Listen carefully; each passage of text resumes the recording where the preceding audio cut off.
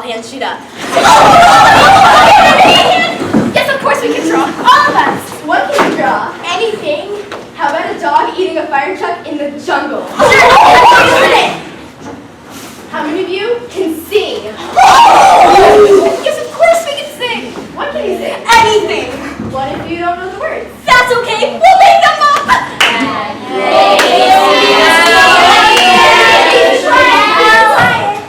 How many of you can dance? What type of music do you dance to? Anytime, let's dance. Now. Sure, why not? Hey, be quiet, be quiet. How many of you can paint? How many of you can play an instrument? Write poetry? Read and write and count? They're learning that stuff now. Try the same questions on a college audience. Few students will raise their hands when they can perform any of these, when asked if they can perform any of these tasks. More often than not, those who do respond will want to qualify the responses with their limitations. I can play piano, but not very well. My mother made me. I only dance to hip hop. Yeah, I only sing in the shower. I only draw conclusions. When asked why the limitations, the students often respond, I don't have a talent, and plus I haven't done that stuff since like the 3rd grade. yeah, who's got the time? That's not my major. Try the same questions on adults. Can you paint? Oh gee. Is that the time? Can you sing? You've got to be kidding me. Yeah, we've got to go pick up the pianos. Can you draw? Let's not go there. Can you play an instrument? See ya. Gotta go. What about you guys? Carnival with the cooks. Can you do any of these things? Cookies in the oven. What happened between kindergarten and now? What happened to, yes, of course I can. This morning, a bird woke me up. It was a lark, or peacock, something like that. So I said, hello, and it flew away, vanished right as I said hello. It was quite mysterious. So you know what I did? I went to my mirror and I brushed my hair 200 times without stopping. And while I was brushing it, my hair turned mauve. No, honestly, mauve. And then red, and then some sort of deep blue when the sun hit it. I'm 16 years old, and every day something happens to me. I don't know what to make of it. When I get up in the morning and get dressed, I can tell there's something different. I like to touch my eyelids because they're never quite the same. Oh, I hug myself until my arms turn blue, and then I close my eyes and I cry, and the tears come out and I can taste them. I love to taste happiness. I am special. I am special. Please, God, please, don't let me be normal. I'd like to swim in a clear blue stream where the water is icy cold. Then go to town in a golden gown and have my fortune told. Just once, just once, just once before I'm old. I'd like to be but a little worldly wise to be the kind of girl designed to kiss upon the eyes. I'd like to dance till 2 o'clock, or sometimes dance till dawn. Or if the band could stand it, just go on and on and on. Just once, before the chance is gone.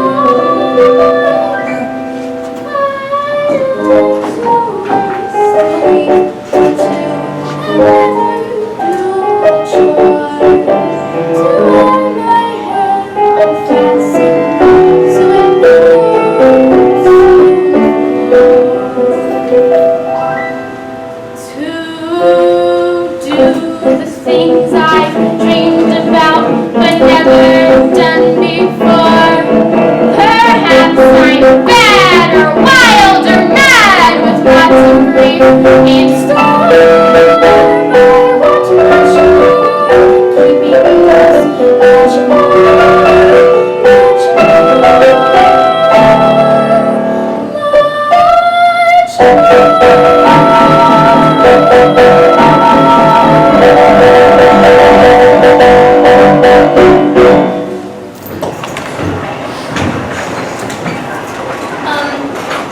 I'll go on it if you go on it. No, I'll go on it if you'll go on it. So you'll go on it? Only if you'll go on it. Well, I'm not going on it alone. I'm not going on alone either. So we won't go on it then. You won't go on it. Okay, Okay. whatever. Yeah, whatever. I don't want to if you don't want to. I didn't say I didn't want to. Yes, you did. No, I didn't. Well, it doesn't matter anyway, Nope. because we're not going on it. I'm not going on it. Okay then, Okay. settle. Yep. Unless you want to. If I want to, Yeah, unless you want to. but you don't want to. I didn't say I didn't want to.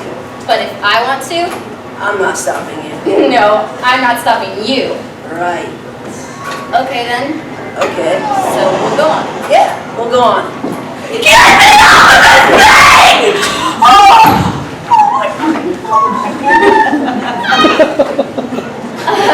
Should we go on it now? We could go on it now. Or we could just go on it another time. Yeah, We yeah. could just go on it later. Yeah, later's good. Yeah. Yeah, Okay, whatever. yeah, whatever. Come on, there's gotta be some place in this town. Sorry, but your choices are like my life here. Limited. Limited to what? Well, down the road there's a Dairy Queen. Up the block there's a Walmart. And there's a place you can accessorize your pets. A school, a tree, a couple of churches. And no matter how hard anybody searches, that's about as thrilling as this dumb old village gets. It's the lamest place in the world, but it just got a little bit better. So don't disappear. It's the lamest place in the world, but I'm pretty sure it's not as lame as it was before. Now it's your year. But what if that's not good enough? Stuff will get in our way. Hey.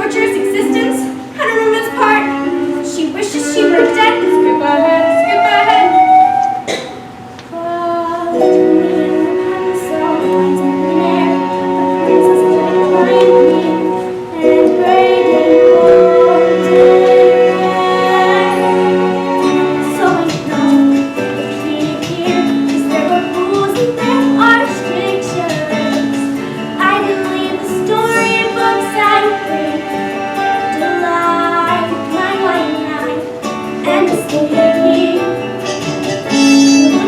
like these pictures, won't be long now, guaranteed. Day number 23, always today, show up to that.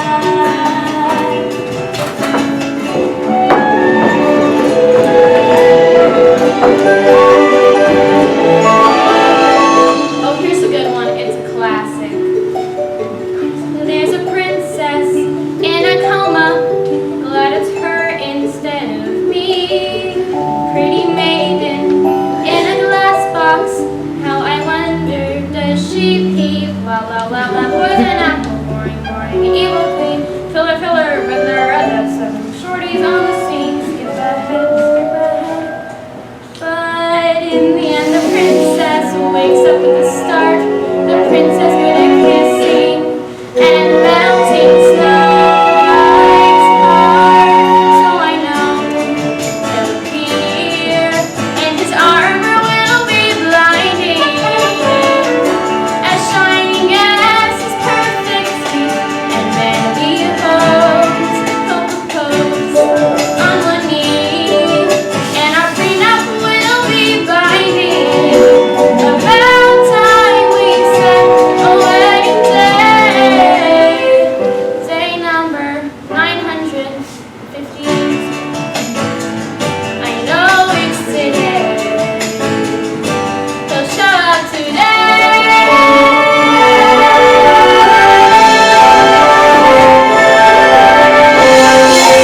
Princess, any princess, take your pick, they're all like me.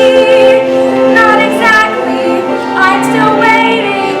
They're out living happily ever after. Better get here, I want 1 second flat. No one needs these middle bits. Whoops, did I do that? Cut the villains, cut the vamping, cut this fairy tale, cut the peril and the pitfalls, cut the puppet and the whale, cut the monsters, cut the curses, keep the intro, cut the verses, the whale, the whale, the whale, the whale, the whale.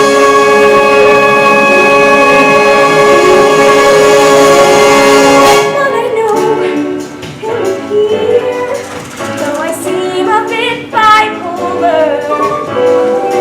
And I'm a vandal now as well. Oh my, I'm a find, I'm a catch, and a very gifted bowler. It won't be long now, I guarantee. Day number, are you there, God? It's me, Fiona. It's me, Fiona.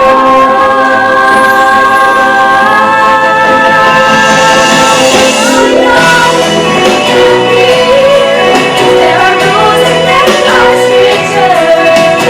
I believe the story of Siren and the land. I just like these pictures.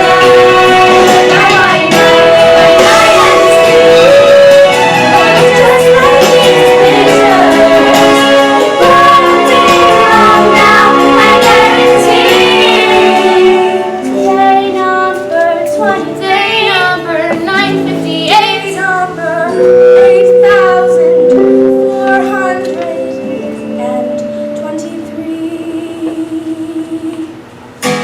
Though it's today, I know it's today.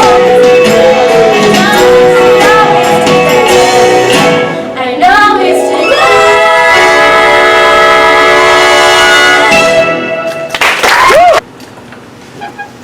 It's me out here. Do you sleep out here a lot? No, not too much anymore. I used to do it all the time, but my sister doesn't like to anymore. It's neat. It's just like camp. Yeah. Want to tell scary stories? Sure. You know the one about the hook? Okay. Well, it's a true story. Happened to my sister. Anyways, so my sister and her boyfriend had just finished seeing a movie. They were like making out and stuff. Pretty soon, it was getting really foggy and dark. They were all alone. Then, they heard a scratching on the window, kind of like a hook. Now, they were really scared. So they turned on the radio. They heard there was an escaped prisoner with a hook, and to be careful. Then the car rocked back and forth, back and forth. So they drove off real fast. The girl got home, and guess what was on her door? A hook. That's spooky. It really happened? Yeah. Have you heard the one about the liver? Okay. Well, I don't know if this one's true or not, but there is this guy and his father and his son. Okay, so the father told the boy to go get some liver at the store. So the boy bought the liver, but on his way home he got jumped by this dog who stole the liver. So the boy was walking home real slow and scared because he thought his father would spank him when he got home. So on his way home he saw this coffin that wasn't there yet. So he went over to the coffin and opened the lid and stole the liver out of a dead person. Ew! Yeah, and the family ate it for dinner. Oh, that's gross. Yeah, so the family ate that liver that night, and while the boy was sleeping, he heard this noise like this. This terrible voice saying, "I want my liver back." The next night, he was so scared, he locked all the doors and windows, but he wouldn't tell his father. But it didn't stop anything, he locked all the doors and windows. He heard still, "I want my liver back." The night after that, he was so scared he shivered. He heard, "I want my liver back." At the front door, "I want my liver back." Up the stairs, "I want my liver back." The bedroom door slowly opened. "I want my liver back. I want my liver back. I want my liver back." Gotcha. Dude, that's not funny. You want to go inside now? Yeah. No, Mom, no. Do you remember what happened to me the last time we went to Aunt Sally's house? They set me on fire. I'm an actor, and sure, last time it was just my pants. What if next time it's my face? This is the moneymaker. This is how I get the jobs. I'm not that good of an actor, and I'm man enough to admit that. Fine, I'll go. But if one thing happens, I'm gone.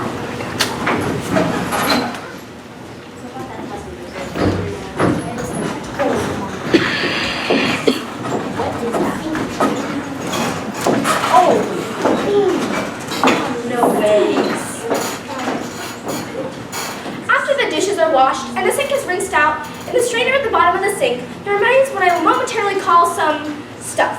Now, any rational, intelligent, objective person would say this is simply a mixture of food particles too big to go down the drain, composed of protein, carbohydrates, fat, and fiber. Dinner, Danja.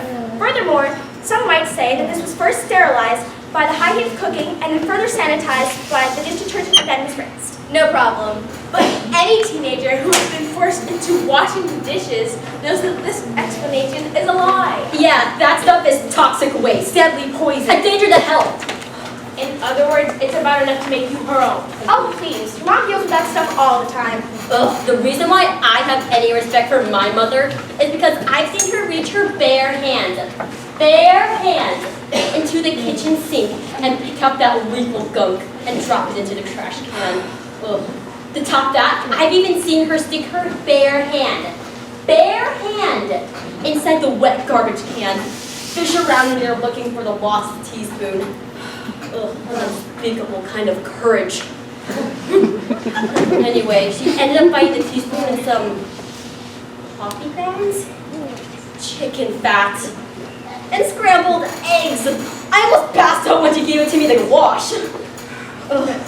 Oh yeah. Well, once in French class, we learned the word "oh dear," and when the teacher told me it meant unspeakable filth, I knew exactly what she was talking about. I see it every night in the bottom of the sink. That night at dishwashing time, I told my mother we had "oh dear" in our sink.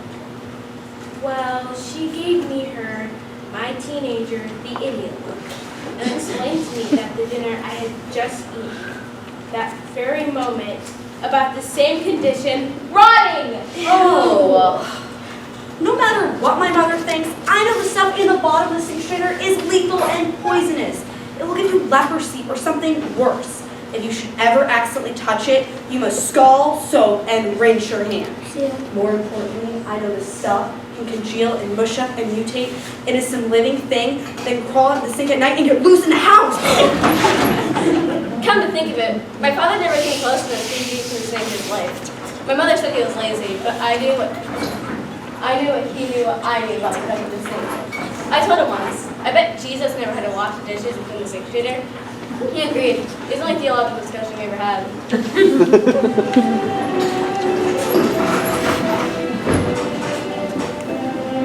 Imagine a high school graduation speech.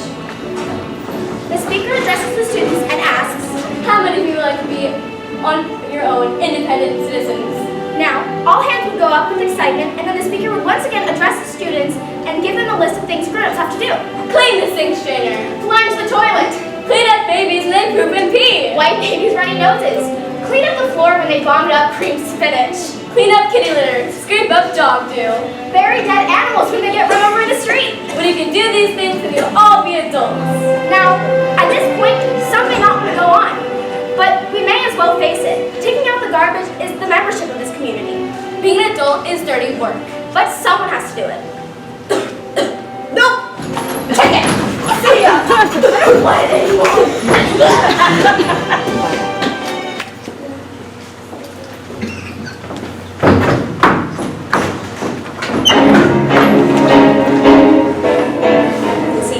Seems very mean, spring it's very mean, the nerve of the goal.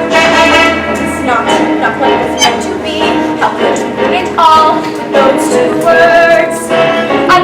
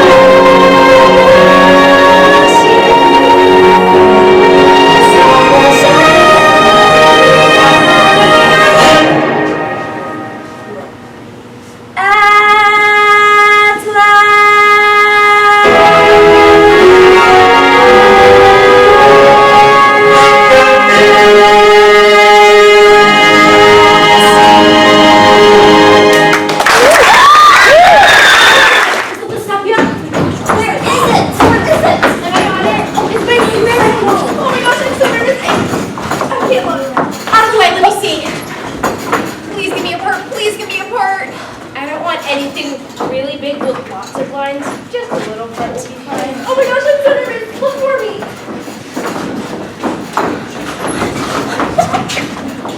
I can't find my name. Am I up there? Am I on it?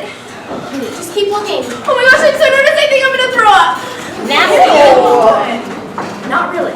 Okay, there.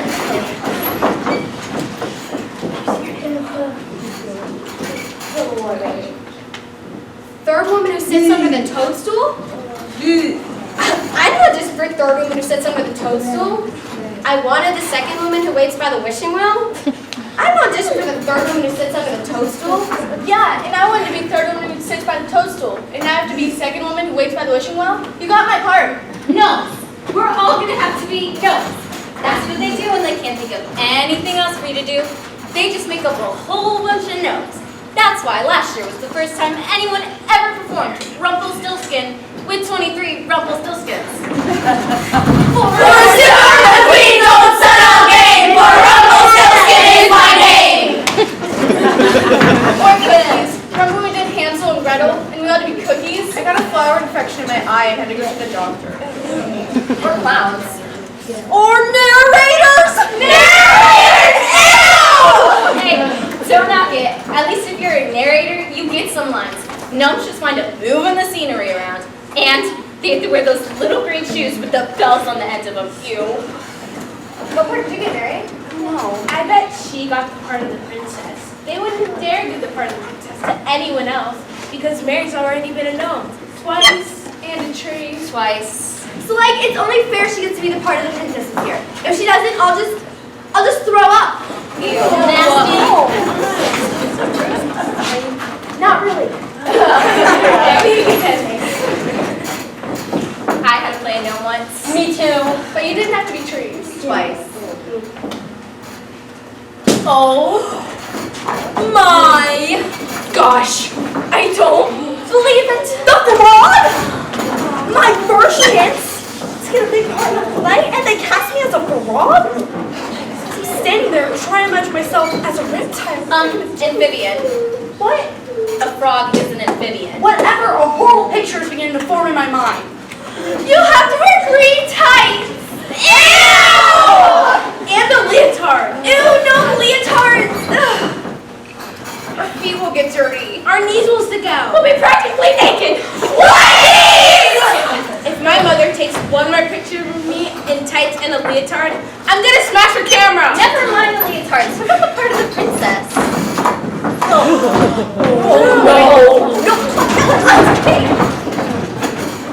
Mary, I am so sorry to be part of the princess. I mean, your audition was absolutely the best. I mean, I was practically crying. I was so moved. But I think just decided it'd be better to choose something more outside theatrical experience. I mean, as you know, I've been studying. Green tights and a leotard? My life in school will be over before it ever really began. Here lies Mary Parker. She showed up in green tights and leotard and died of eternal embarrassment. So, Mary, don't feel too bad because the frog is a really, really good part. I mean, almost as good as the princess, which is me because you get to turn into a handsome prince at the end. And you even get to say a whole line. Oh, thank you, beautiful princess, for turning me into a handsome prince. This magical transformation might have never happened without true love's kiss. Kiss? Kiss? There's a kiss. Whoa, whoa, whoa. Who said there's a kiss? Oh, God. Kill me now. The princess has to kiss the frog. Well, I mean, at least they're not narrators. Or gnomes. Oh, don't be so sure. I'll bet you $5 by the time this is all over, someone's gonna wind up being a gnome. Deal.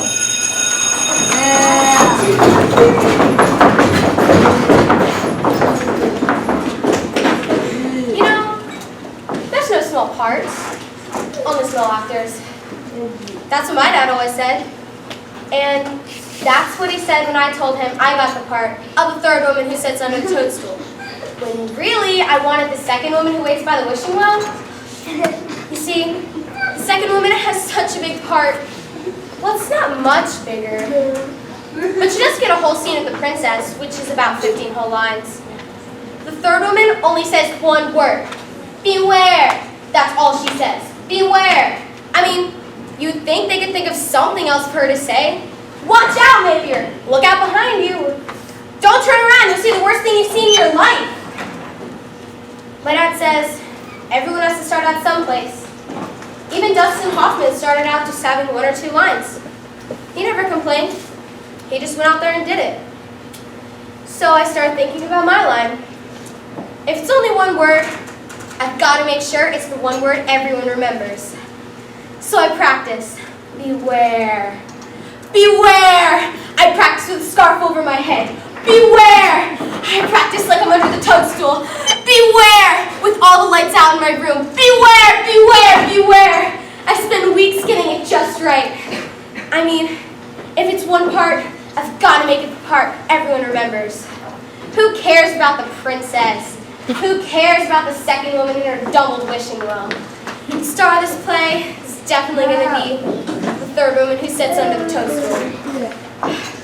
I just have one question. Who's Dustin Hoffman?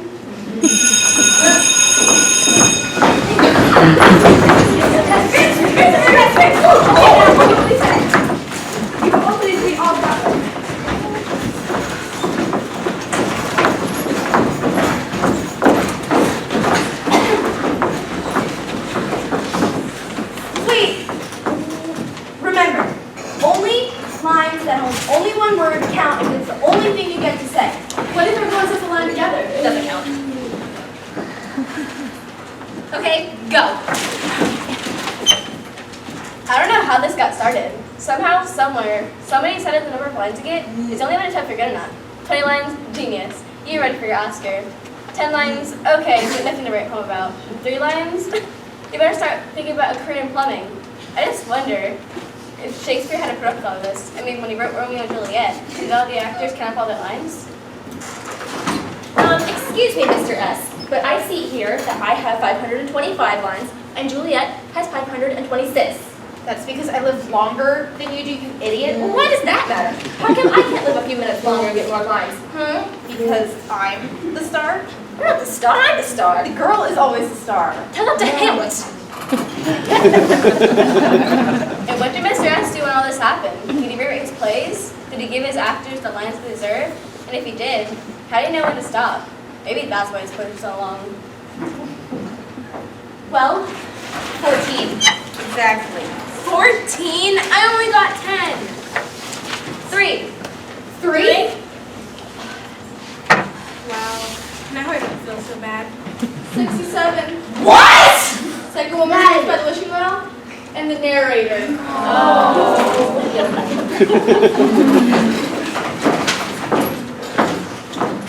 The worst mistake I ever made in my life was being the best reader in 2nd grade. They never let me forget it. And when it came time to do the play, they just say, "We've got Marita. Let's still play the narrator." Then nobody will really have to learn any lines.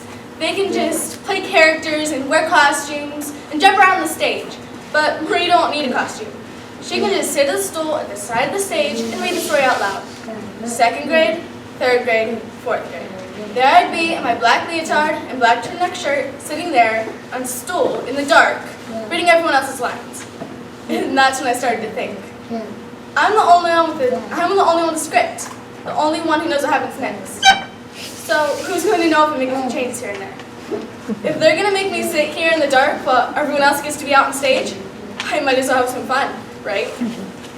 Once upon a time, there was a beautiful enchanted princess with long, long hair who lived in a tall, tall tower in the forest. Oh me, oh my, I'm so lonely in this tall, tall tower with my long, long hair.